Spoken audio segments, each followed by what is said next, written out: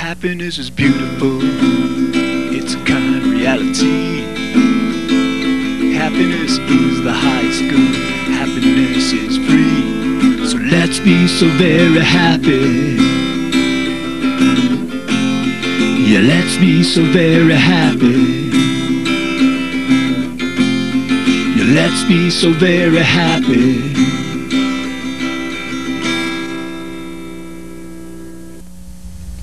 Welcome to the Happiness Show. This is George Ortega. I'm here with Lionel Ketchian, and we're here to talk about happiness because happiness is, always has been, and always will be the point of it all. Okay, today we're going to talk about happiness and education, and we're going to start off with actually happiness being the purpose of education.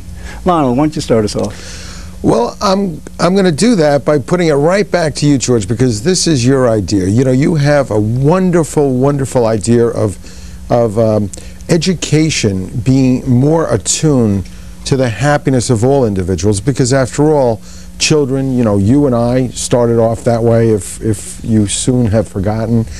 And school is where we collect and we get taught and we learn things. And that's a pretty important first place. And George has really been thinking, for as long as I've known him, that education can and must play a bigger part in all of this. So, George, it's you that I want to turn this over to. Sure. Okay.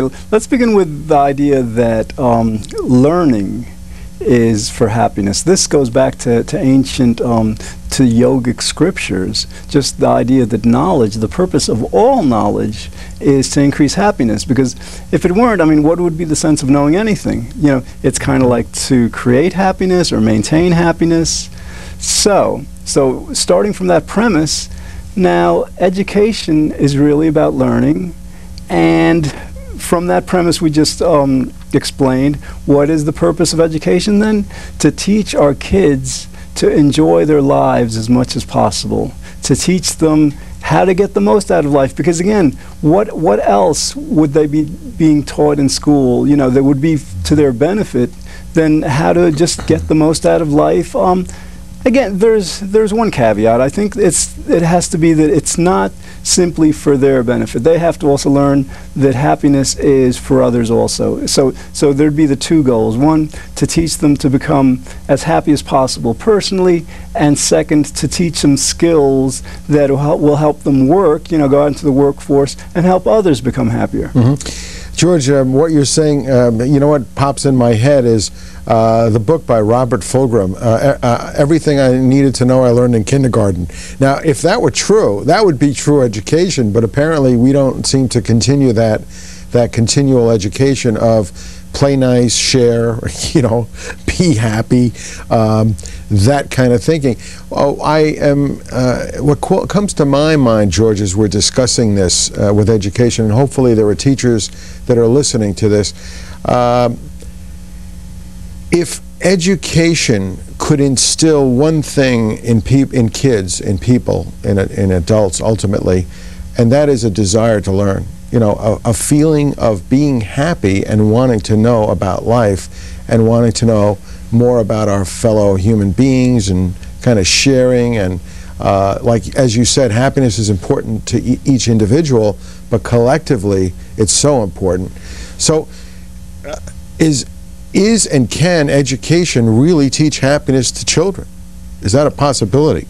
I think it certainly can, because I mean, basically the research that has been done on adults, on college students. Very little research has been done with children on helping them become happier, but the principles are applicable throughout the spectrum of ages.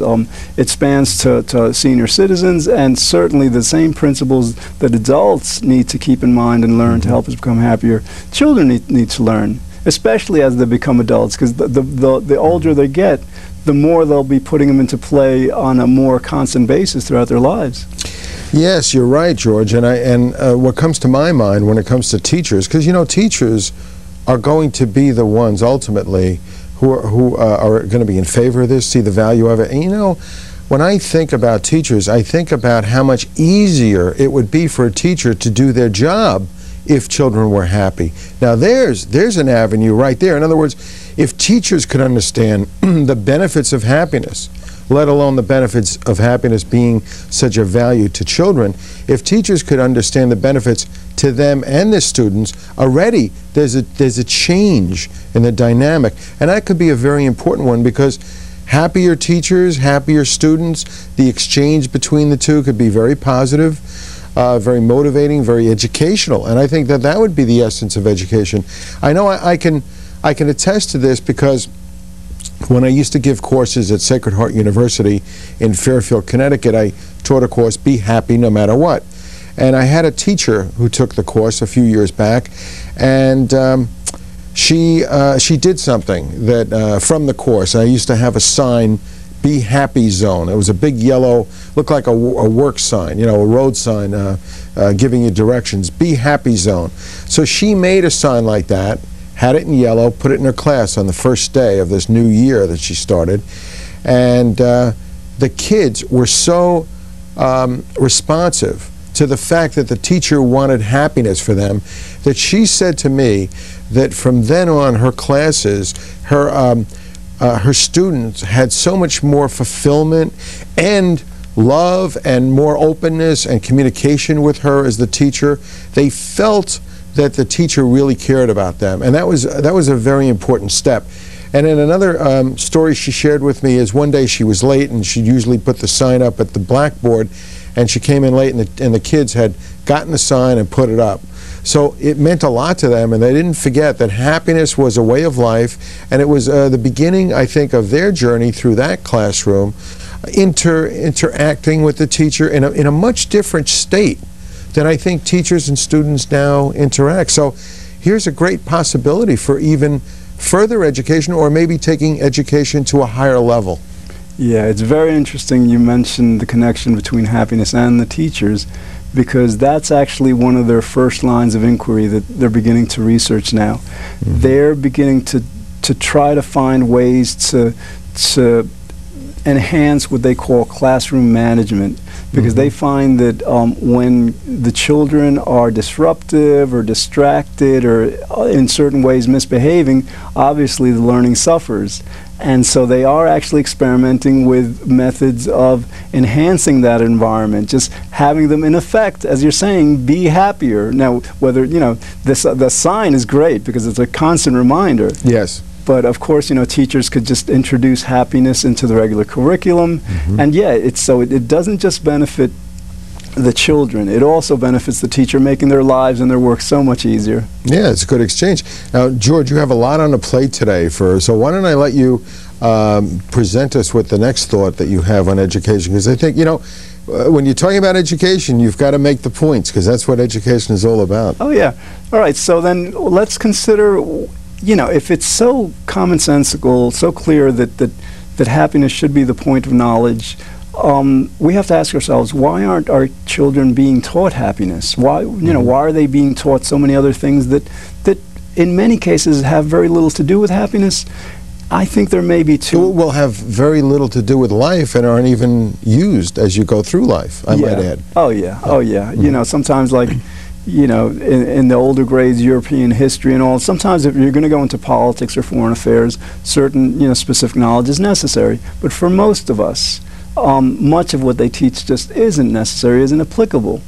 So I think one of the things that has happened is that a lot of people who are involved in academia, teachers, educators, value knowledge almost kind of as a status symbol, that knowledge itself is supposed to be edifying, and it's something that's kind of like to be achieved for its own right. Prestige, you know? Maybe? Prestige, yeah. Mm-hmm. So that basically they value it, that, you know, they take great self-esteem in their knowledge and all, and they want to have our children have that same level, pride and all. Mm-hmm. Right.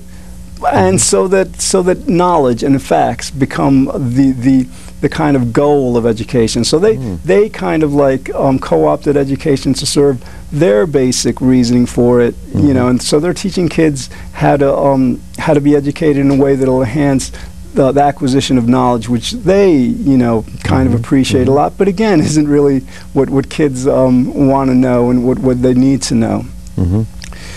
The other thing, I think, is something that is beyond just the educators and goes to society in general, because this has to do, like, for example, with federal guidelines that children at certain ages have to know certain material in order to graduate, things like that. The federal government's taking more and more control.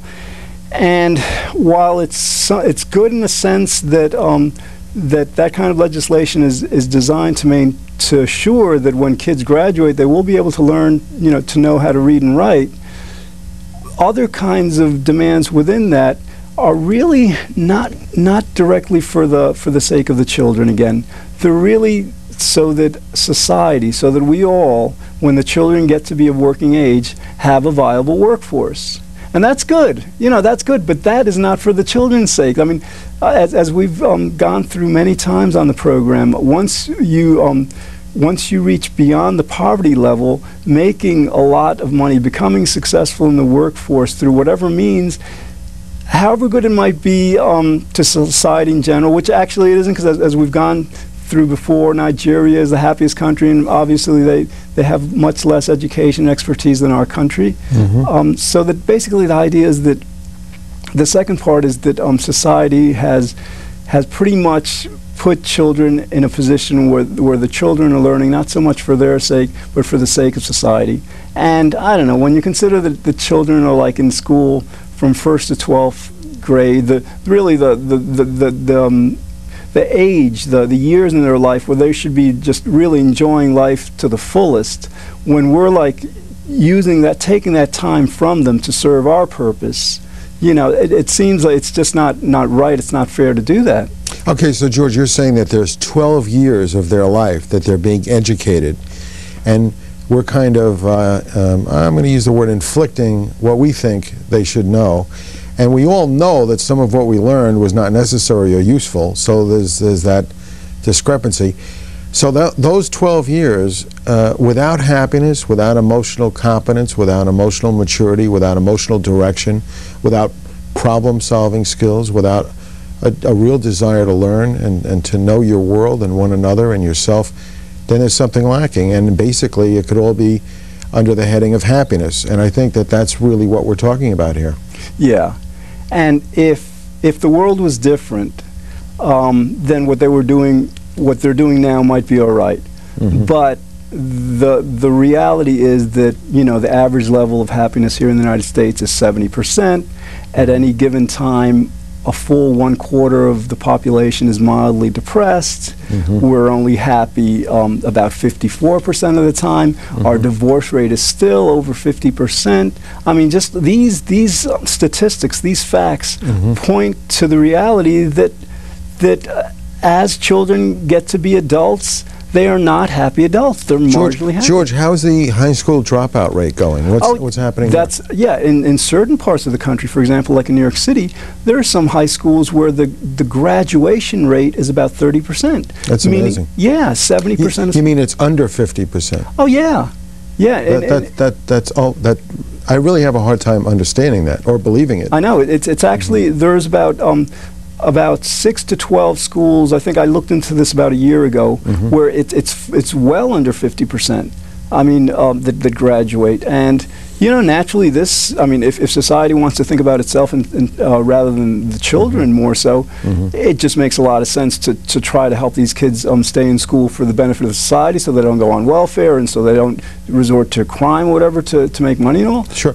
Absolutely, and happiness has always been a dual benefit. I mean, it benefits you and it benefits everyone around you. It benefits the child, it benefits society. But wasn't that what education was designed to do anyway? It was designed to benefit the child and benefit society. And if we don't have happier children, we're not going to have a happier society, and we're not going to have more, I guess, peaceful coexistence and people understanding that it's a world that we can enjoy and share together, rather than this is what I want and I want it now.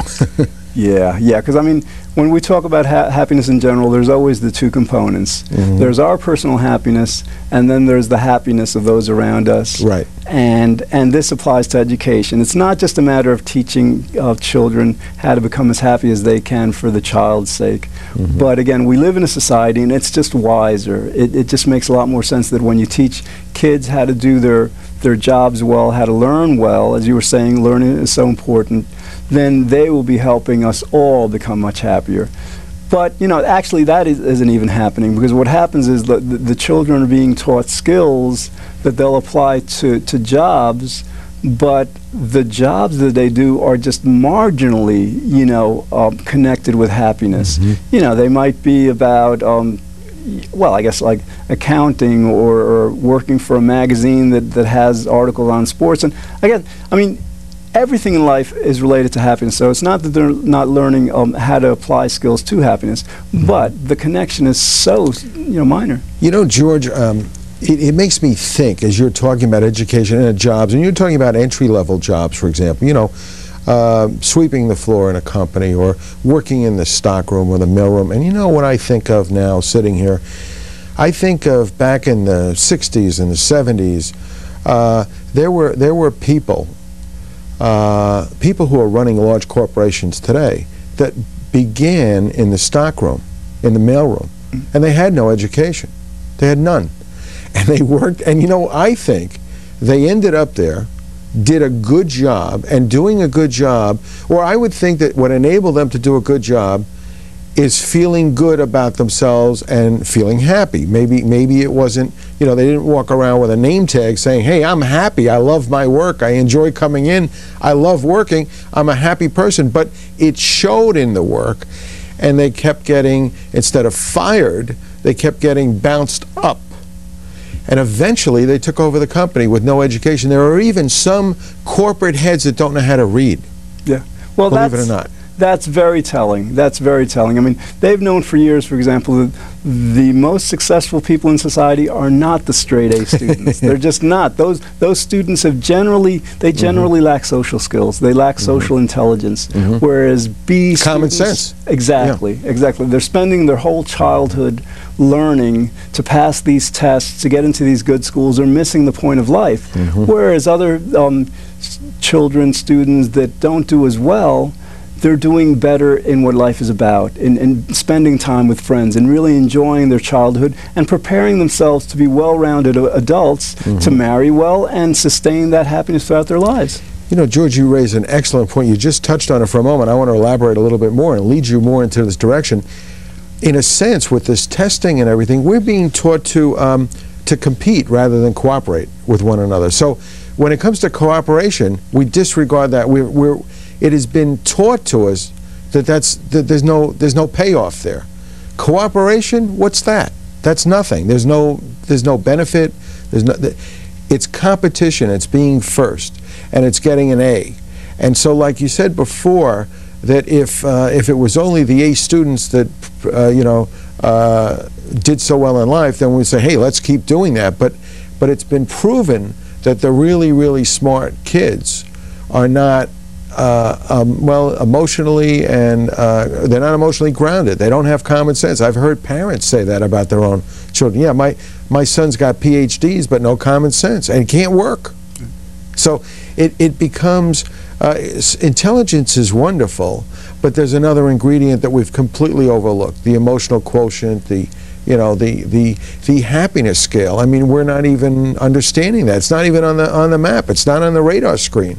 Right. So let's actually just begin to propose specific, clear changes that I think can easily be made. Great. First, start off with at least once a week, an hour a week of happiness training, direct happiness training, getting the research, you know, the studies have been done, translating it into language for the various age groups to be able to pertain to their particular needs at each age, and teach them that directly. A second thing that could be done is that whether they're being taught European history, science, whatever, the fact of the matter is that everything that gets done is implicitly for the purpose of happiness. of maintaining happiness, of becoming happier, so that if they're going to teach them science or history or even mathematics, they can incorporate the goal. They could demonstrate to kids, well, this is why we're teaching you this with history, because if our government or if our country goes toward a certain course, then this will happen, and the result is that people become less happy or more happy. Just connecting everything they teach to the child's ultimate goal. The child wants to know how to build for himself and for the rest of the world as happy a world as possible. And so it's just very easy to incorporate the theme of happiness, the goal of happiness, in everything actually that they really learn. George, I almost forgot this, and I shouldn't, but last week we had a happiness club meeting, and the reason I bring this up with education is we had somebody come to the meeting, drove to the meeting, stayed overnight, but drove from Richmond, Virginia, to attend the meeting, and he was coming because he wanted to start not just one happiness club in Richmond, Virginia, but two, and he's going to start one on the west side and the east side. 2 happiness clubs, Richmond, Virginia. But the reason he's interested in the happiness clubs and happiness is because of an educational gap. And that is that in the past few months in Richmond, Virginia, they have had an epidemic of high school student deaths. I mean, there's been suicides. And in fact, over a period of I don't know how many weeks, 3 of the 7 died, I think, a couple of weeks apart from one another by hanging themselves outside their home. They weren't friends otherwise, but they did go to the same school. So, and then when you think about the shootings that go on in school, the violence, the bullying, all of a sudden, what is going on in the microcosm of a school is what goes on in a macrocosm of society and the world. And if we don't bring the one thing that can lead a cause to this, and that's happiness, which is what's missing, then as they grow, the problems will just be taken with them into the outer world. And this is, in a sense, I would say it's the sad thing, but what it is an invitation to be happy, to learn happiness in school, because children are saying, education isn't doing the job for us. And if it's just a small quantity of kids, that's one thing, but it's growing. And we never had this problem before, never like we are now. I think it's an example that education needs to be stepped up a notch. Oh yeah, like with the violence in the schools and the suicides, when policymakers and educators go to try to find the answers to why these things are happening, often they'll go to discipline, to locking the schools, to checking everyone before they go in and all. They haven't made the realization yet that happy children like learning, happy children like getting along with other children, happy children are not disruptive. The children, the students that are attempting and committing suicide and that are engaging in acts of violence and various crimes, they are just not happy. And it's so clear. It's so clear. And what's paradoxical, what makes very little sense, is that there is no attempt being made to try to make those kids happier. Well, the reason for that is people don't understand the value of happiness. It comes back to that. In fact, when were there happiness shows? I'll even go a step further. We just aired Friday night. We aired a show on PBS in Connecticut called Health and Happiness with Dr. Bernie Siegel. But here's an example of what I'm talking about. Everybody's been interested in health, as long as civilization has been, in existence. But only now are we moving into the world where we can see health and happiness, attitude, and this kind of thing have some kind of correlation, have some kind of relationship. Now, if the rest of civilization is going to go on getting along with ourselves or one another. In fact, the truth is, we don't even get along that well with ourselves as human beings, as adults. And why? Because we weren't ever given any of the basic skills as young people. And why? Because nobody has understood the value of happiness as a real option for education. In fact, I would consider the statement that happiness is education, anything else is illiteracy. Oh yeah, oh yeah. If education isn't geared toward happiness, it's trivial. It's simply trivial. It's unnecessary, and it's actually distraction. But you were talking about other people, about our ability to socialize, and that's very important because again, we have an over 50% divorce rate, and just the essential point of this is that most of our main way of becoming happy or happier is through other people. Marriage is a very strong influence on happiness. Friends are a very strong influence. So this marginal 70% happiness rate that we have as an average may very well be due to the fact that throughout school we're taught all these academic, these trivial facts and all these things that are just marginally influential on our own happiness and on the happiness of our society, and so that we become socially illiterate. We become just so not versed in how to get along with each other, how to talk with each other, how to relate. So yeah, in terms of assuring that as adults we have a strong community, a strong country, a strong society, that we can get along with each other really well and enjoy life together, that has to begin in childhood through education. And George, I also would like to comment that basically if people are interested in finding out more or would like to be in touch with me on education, whether they be teachers or administration, please check out happinessclub.com, and on that website you could click an icon and write to me. I would love to be in communication with you, as George would too. In fact, one of the things that brought George and I together was an email from George telling me that he would love to bring happiness to schools. And George, I'm glad I'm sitting here with you talking about that now. Oh yeah, we've got to make that happen. When that happens, hopefully it will happen soon, we'll have created a world that is much more, much happier. It will just help us all to really enjoy our lives as much as we can. George, I don't usually say this on the air, but forgive me for saying it, but I really want to applaud your work, your intelligence, your thinking, for caring enough and being so dedicated a human being that you have really put yourself out there to promote these concepts, to make people aware of it. I mean, this was your television show before you invited me to come along, and very frankly, I would have loved to have heard, hey Lionel, you could be on the air, come on down, do a show with me, but you said no, I'd like to co-host the show with you. All right, one last point. These children are eventually going to be adults. We're going to be senior citizens. We don't treat them well as children. They're not going to treat us so well as senior citizens. Good point. All right, well that's all we have time for today. Thanks for watching. In the future we'll explore other topics designed to help us better enjoy life.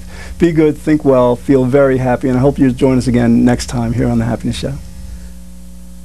Happiness is powerful. It's our underlying need. Happiness is why we live each day. Happiness is destiny. So let's be so very happy. Yeah, let's be so very happy. Yeah, let's be so very happy.